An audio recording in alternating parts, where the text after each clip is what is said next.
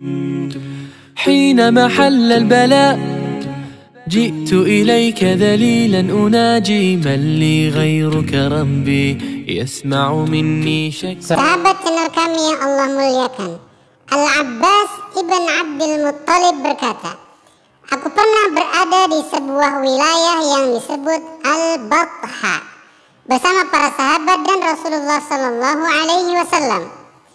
Lalu saat ada sebuah awan yang melintas berarakan, beliau melihat ke atas seraya bertanya, kalian sebut apa awan yang barusan lewat? Kami pun menjawab, ia adalah as-sahab. Lalu Nabi berkata, al-muznu, ya kami juga menyebutnya al-muznu. Kalau al-ananu, ya kami juga menyebutnya al-ananu, kata kami.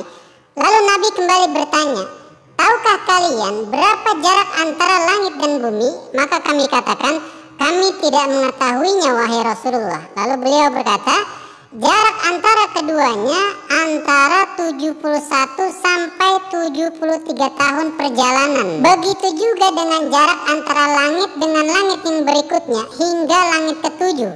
Kemudian kata Nabi, di atas langit yang 7 tadi ada lautan yang mana jarak antara permukaan dasarnya sama seperti jarak langit yang 1 dengan langit yang berikutnya. Kemudian di atas lautan tersebut ada 8 awal, yang mana jarak antara kuku-kukunya dengan punggungnya seperti jarak langit ke langit yang lainnya.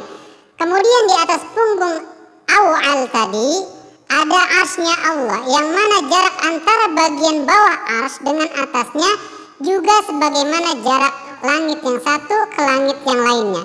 Baru kemudian di sanalah ada Allah Subhanahu wa Ta'ala. Al-Imam Ibnul Athir menjelaskan makna al-aw'al dalam kitabnya An-Nihayah jilid ketiga halaman 355. Maksudnya di sana ada malaikat yang berwujud aw'al.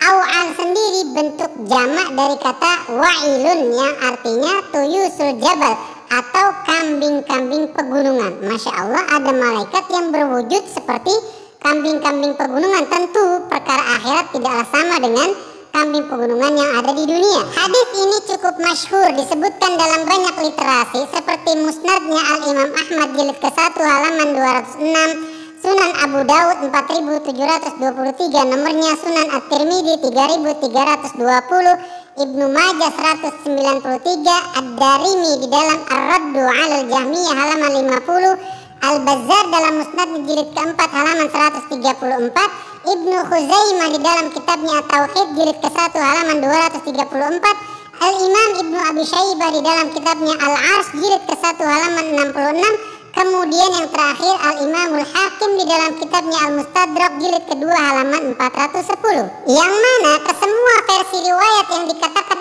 ada 5 ini oleh para ulama bermuara pada mata rantai periwayatan melalui Sammak ibn Harb dari Abdullah ibn Umairah dari Al-Ahnaf ibn Qais dari Al-Abbas ibn Abdul Muttalib. Adapun Sammak ibn Harb ini orang yang sempat berjumpa dengan beberapa sahabat Nabi, dan beliau ini dikatakan terpercaya oleh Al-Imam Abu Hatim, juga Al-Imam Ahmad ibn Hanbal serta Al-Imamul Bazzar. Namun jangan lupa ada sebagian ulama hadis semisal Syu'bah dan Ibnu Mubarak yang menyatakan ia adalah seorang perawi yang lemah.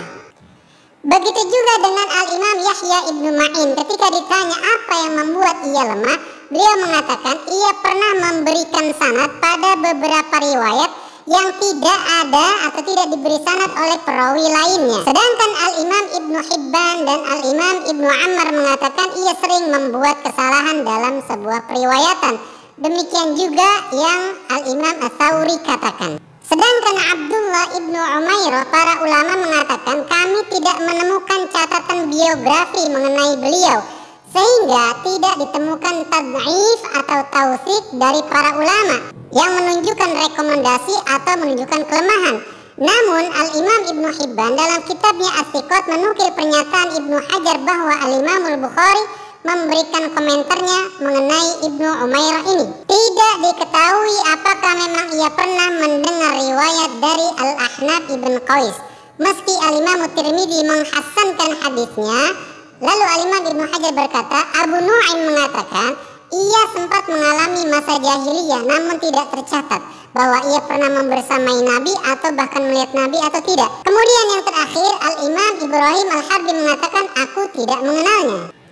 Nah, karena status Sammak ibn Harb ini diperselisihkan, maka status hadis ini pun diperdebatkan. Di antara yang mensahihkan adalah Al-Imam Tirmidzi, Al-Imam Ibnu Khuzaimah, serta Al-Imam Al-Hakim di dalam Mustadraknya, serta Al-Imam Ibn Taimiyah dalam Majmu' Fatawanya jilid ketiga halaman 192, serta muridnya Al-Imam Ibnul Qayyim di dalam Mukhtasar Shawa'iq halaman 433, di mana beliau menyatakan sanadnya jayyid atau mata rantai perawinya bagus. Sedangkan para ulama yang mendhaifkan di antara lain adalah Al-Imam Az-Zahabi di dalam kitabnya Al-Ulu jilid ke-1 halaman 60, bahwa ada perawi yang tidak dikenal dalam sanadnya.